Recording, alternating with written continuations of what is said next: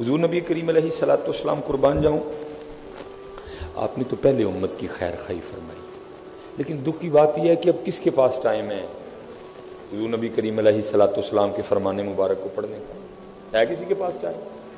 سب سے مصروف ویلی قوم بیٹھی ہوئی ہے اس وقت، سب سے مصروف ویلی قوم بیٹھی ہوئی ہے، جن کے پاس کرکٹ کے لیے ٹائم ہے، جن کے پاس کبڈی کے لیے ٹائم ہے، جن کے پاس دو دو اڑائی گھنٹے بعد چائے کی دکان پہ بیٹھ کے وقت گزارنے کے لیے ٹائم ہے، نہ قرآن کے لیے ٹائم ہے، نہ احادیث مبارکہ کے لیے ٹائم ہے، نہ ذکر کے لیے ٹائم ہے، نہ دین کے لیے ٹائم ہے۔ سب سے مصروف ترین ویلی قوم حضرت، سب سے مصروف ترین ویلی قوم۔ حضور نبی علیہ السلام نے تو ایک ایک چیز کھول کے بیان کر، آپ نے کم و پیش 1400 سال پہلے امت کو آگاہ کر دیا۔ کیا فرمایا مفہوم مبارک؟ سیاتی زمان نلا امتی یحبون خمسا وینسون خمسا، پہلے بتا دیا، فرمایا ایک وقت ان قریب میری امت پہ آئے گا، سیاتی زمان علی امتی یحبون خمسا وینسون خمسا، 5 سے تو پیار کریں گے لیکن 5 کو بھول جائیں گے۔ پہلے فرمایا یحبون الدنیا وینسون الآخرہ، دنیا سے بڑی محبت کریں گے، آخرت کو بھول جائیں گے۔ اللہ دنیا چھوڑ کے جائے، کب جانا ہے، کس وقت جانا ہے، کسی کو نہیں پتا، کب بلاوا ہے، پلاننگ حضرت جی 100 سال کی جا رہی ہے، پتا کسی کو ایک لمحے کا بھی کوئی نہیں ہے، لیکن فرمایا ان قریب میری امت پہ وقت آئے گا، یحبون الدنیا وینسون الآخرہ، دنیا سے بڑی محبت کریں گے، آخرت کو بھول جائیں گے۔ پھر فرمایا وَيُحِبُّونَ الْمَالَ وَيَنْسَوْنَ الْحِسَابَ، فرمایا مال سے بڑی محبت کریں گے لیکن حساب کو بھول جائیں گے۔ یہ حضرت عبداللہ بن مبارک فرماتے ہیں کہ میں نے حضرت ابراہیم بن ادہم اور ایک اور بزرگ تھے، میں نے دونوں کو خواب میں دیکھا کہ دونوں کو جنت کا حکم ہو گیا، اعلان کر دیا گیا دونوں جنت میں جاؤ، اور دوسرے بزرگوں کا نام نہیں یاد، ہو سکتا ہے دوران گفتگو یاد آ جائے۔ اب وہ بزرگ فرماتے ہیں حضرت عبداللہ بن مبارک، اب فرماتے ہیں میں صرف یہ دیکھنا چاہتا تھا کہ دونوں میں سے جنت میں پہلے کون جاتا ہے، اور اب فرماتے ہیں میرا خیال تھا کہ پہلے حضرت ابراہیم بن ادہم جائیں گے، کیونکہ ابراہیم بن ادہم اس شخصیت کا نام ہے جنہوں نے محبت الہی میں بلخ کی بادشاہی کو ٹھوکر ماری تھی۔ چھوٹا کام ہے جی، بادشاہی چھوڑ دینا۔ اب فرماتے ہیں میرا خیال یہ تھا کہ پہلے حضرت ابراہیم بن ادہم جائیں گے، کیونکہ یہ اس شخصیت کا نام ہے جس نے محبت الہی میں بلخ کی بادشاہی کو ٹھوکر مار دی، لیکن اب فرماتے ہیں میں نے کیا دیکھا کہ پہلے ابراہیم بن ادہم جنت میں نہیں گئے، جو 7 دوسرے بزرگ تھے نا، ٹھیک ہے جی، محمد بن منقدر فرماتے ہیں پہلے وہ جنت میں گئے۔ میں بڑا حیران ہوں، میں نے کہا میرے خیال میں پہلے ابراہیم بن ادہم کو جانا چاہیے، بھائی جنت بادشاہی ٹھوکر ماری ہے لیکن محمد پہلے چلے گئے، ابراہیم بن ادہم رہ گئے۔ کہتے میں نے اللہ کی بارگاہ میں رجوع کیا، رب کریم ابراہیم بن ادہم وہ ہیں جنہوں نے تیری محبت میں بلخ کی بادشاہی کو ٹھوکر ماری، اور محمد بھی اپنے وقت کے بہت بڑے صوفی ہیں، تو پہلے تو میرے خیال میں جنت میں ابراہیم بن ادہم کو جانا چاہیے تھا، وہ بعد میں جا رہے ہیں، محمد پہلے جا رہے ہیں، اس کی وجہ سے تو فرماتے مجھے آگے سے جواب یہ دیا گیا ابراہیم بن ادہم جنت میں اس لیے محمد سے بعد میں گئے ہیں کیونکہ دنیا میں ان کے پاس 2 کرتے تھے، اور محمد اس لیے پہلے چلے گئے کیونکہ دنیا میں ان کے پاس 1 کرتا تھا۔ ابراہیم بن ادہم جس نے بلخ کی بادشاہی کو ٹھوکر ماری، 2 کرتے تھے، وہ بھی بعد میں جنت میں گئے۔ کھڈا کی بنے گا،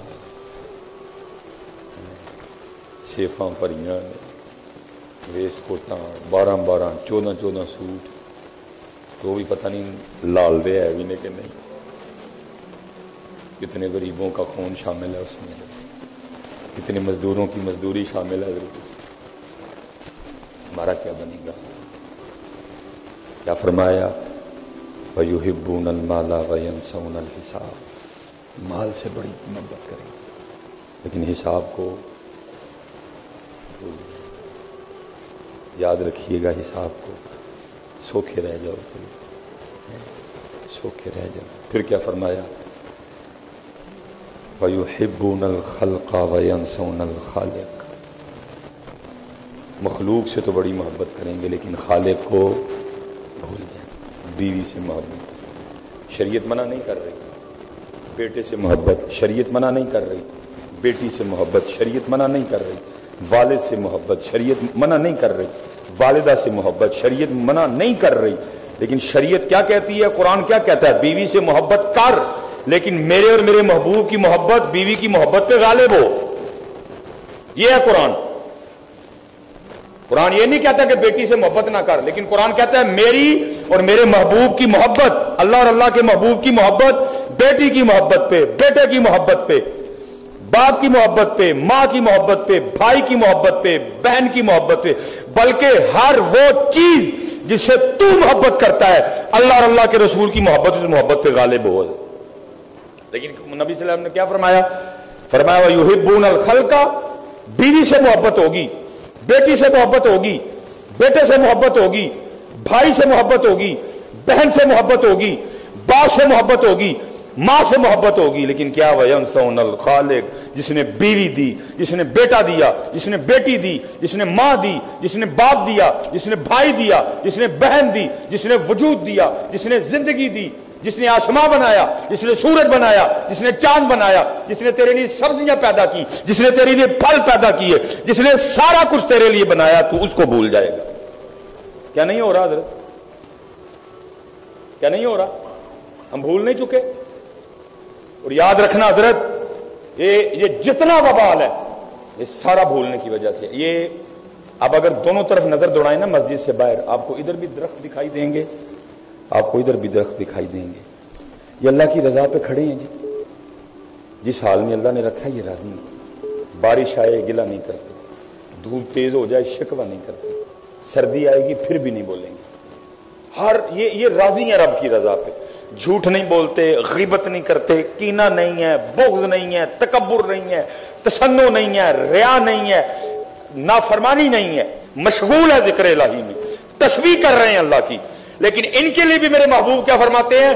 آپ فرماتے ہیں اسی درخت پہ آری چلتی ہے جو اللہ کی یاد سے غافل ہو جاتا ہے.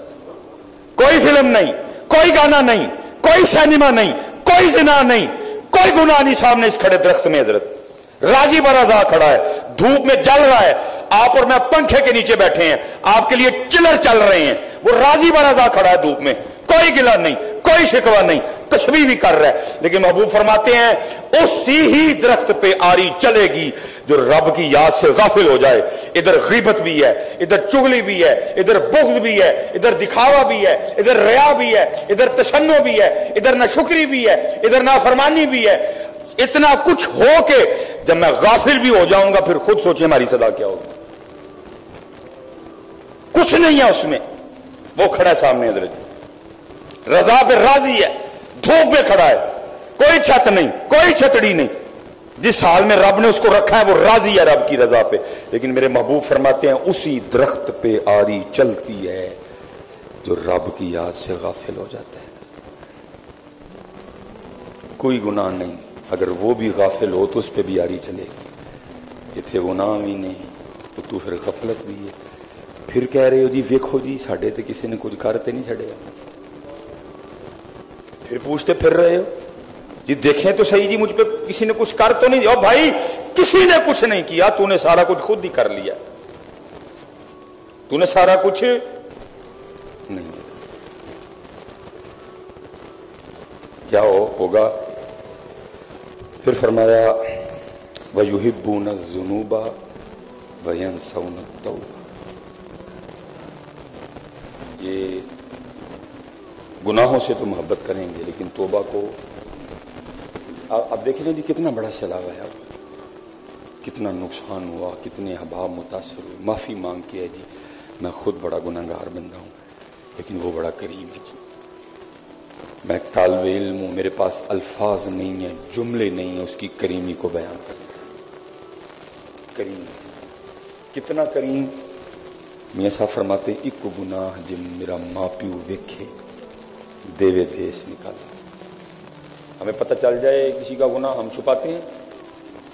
میں ایک گناہ میرا ماں پیو ویکھے دیوے دیس نکالا. لکھ گناہ پیا میرا مولا ویکھے پردے پاون والا ہے۔ اچھا یہ میری بات یاد رکھنا، یہ میاں صاحب نے ہمیں بات نہیں کر دی، ذرا لکھ آپ نے ذہن میں رکھنا ہے، لکھ آپ نے ذہن میں رکھنا ہے۔ پھر میاں صاحب کیا فرماتے ہیں، ایک گناہ جے میرا ماں پیو ویکھے دیوے دیس نکالا، لکھ گناہ پیا میرا مولا ویکھے پردے پاون۔ میاں صاحب نے کیا کہا جی، لکھ، ٹھیک ہے جی، لکھ گناہ پیا میرا مولا ویکھے پردے پاون والا۔